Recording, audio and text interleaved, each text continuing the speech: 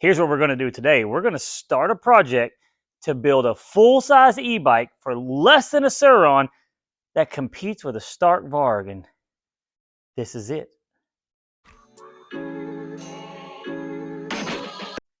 That's right. Under this cover is the bones, the structure that we are going to use to build this e-bike. And when I say e-bike, I talk about a fully electric race bike. I want to be able to take a bike and go out to my local races and race it. I can't afford a Stark Varg. Have you seen the prices? $13,000, $14,000. I'm sure there's crazy markups. I went online to order one. They said I could get it in 3 years. I can't wait that long. Plus, I'm on a super tight budget, and I want to show you how you can do this on a tight budget too. So if you know what it is, put a link in the description or whatever down in the comments. Let me know. I'm about to unveil it, and I think I got the best of everything.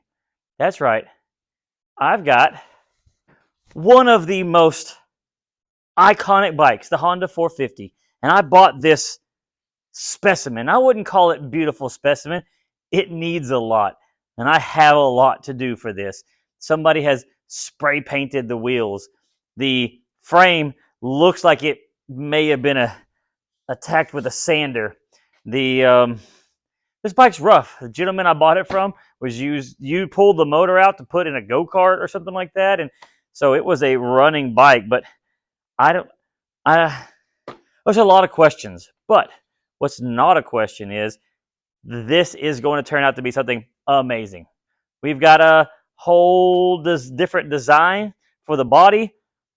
We're going to tear it down. And in this first episode, which I don't normally do multi-part episodes, but this is a big project and it's a lot of money, but it's a fraction of what an e-bike, brand new, Stark is going to cost you, or even trying to find a used Alta, which then you can't get parts for.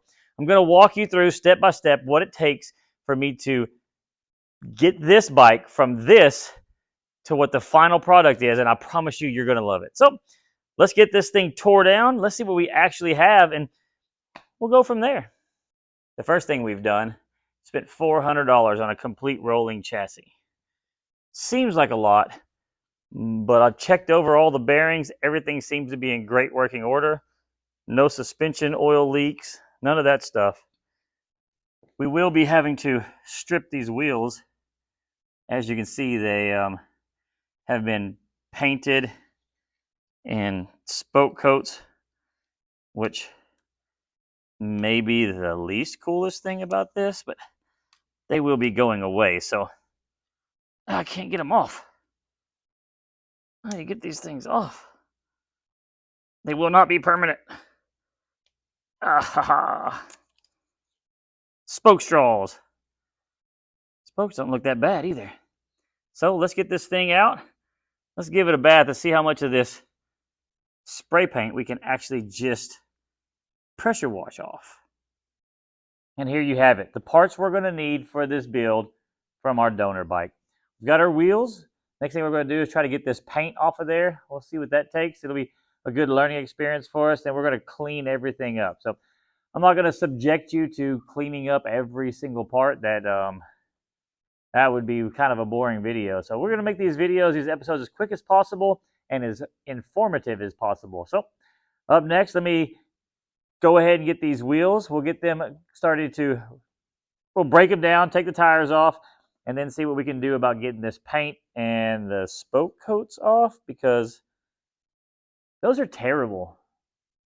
I promise you would thank me if you knew how much time I spent doing this, and I didn't subject you to any of it. We used some aluminum brightener. It's amazing how much a 20-year-old Honda can shine up. Look at some of my shorts. We had to remove some spray paint on some wheels, but got it put together tentatively, if you see this. But this is a 20-year-old bike, and my goal is to make a Stark competitor. It'd be such a stark, striking look. Starkening? Yeah, none of that works. So, but to do that, I don't want 20-year-old style plastics, and got the answer for that. All the way from Spain. That's right. TxRacing Restyle Kit. to make my old bike look like a new bike. So I've never used one of these. We'll do a quick review, see exactly what I need to put on and what I need to take off. Got the tank over there. Don't know if I need it yet. It comes with a complete seat, comes with the whole thing. So let's get this thing unboxed, see what we actually have, and start trying to put it on. Yeah, we got some instructions here. I'm talking about like, wow. I pretty sure I can do all this tonight. That's the plan. So they give you a lot of the little bags are labeled, but if the labels fall off or you get confused, it tells you what part is what. Like I said, this thing comes from Spain. It was 452 euros. I don't remember what that calculates to. It calculates to this. 107 of that was shipping. So $345 or 345 euros. It's not a cheap kit, but when you want to make your 20-year-old bike have 21, 22 year model 21 or 22 plastics, this is what you need. So I guess we'll get to work putting this on and see if we can't go step by step through these instructions. It's in depth. I'll tell you that much. It is definitely in depth.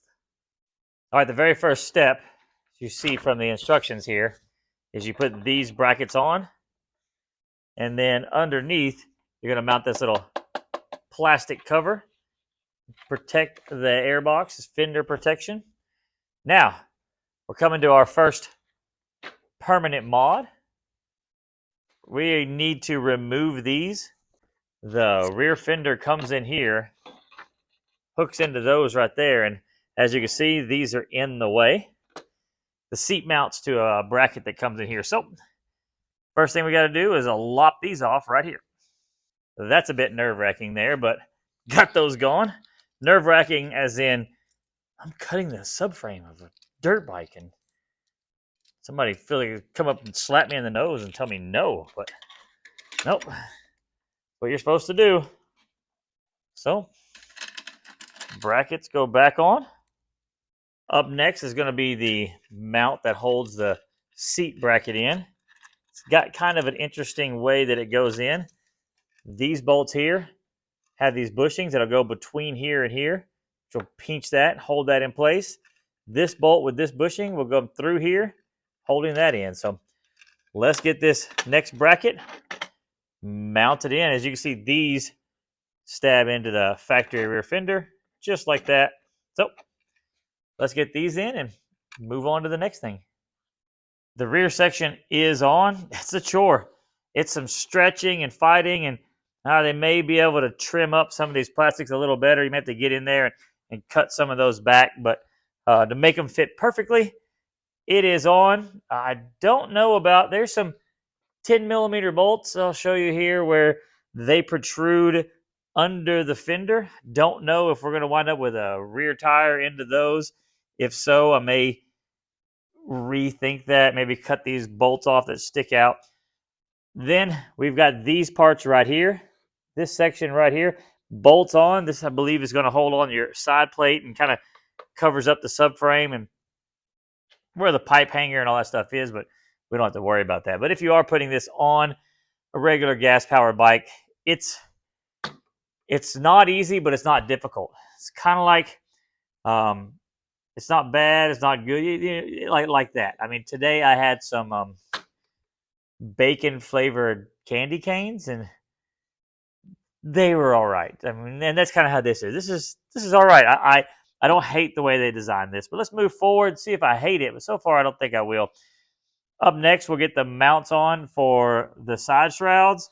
We'll get the number plates on and the seat. So let's get these next pieces bolted on, and if there's any tricks to it, I'll show you. And I have got a mess in the shop that I need to clean up, but it's where I've got to end this. This has been 2 days, seriously 2 days, getting this thing blown apart. I re-greased everything.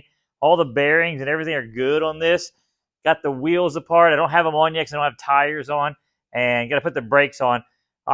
looks like up next, probably starting tomorrow, putting the motor in, getting all the electronics wired in and get set where I want them to go. So tune in if you want to see the rest of this build.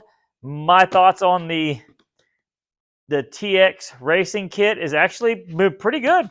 I saw some very interesting ways of solving some issues.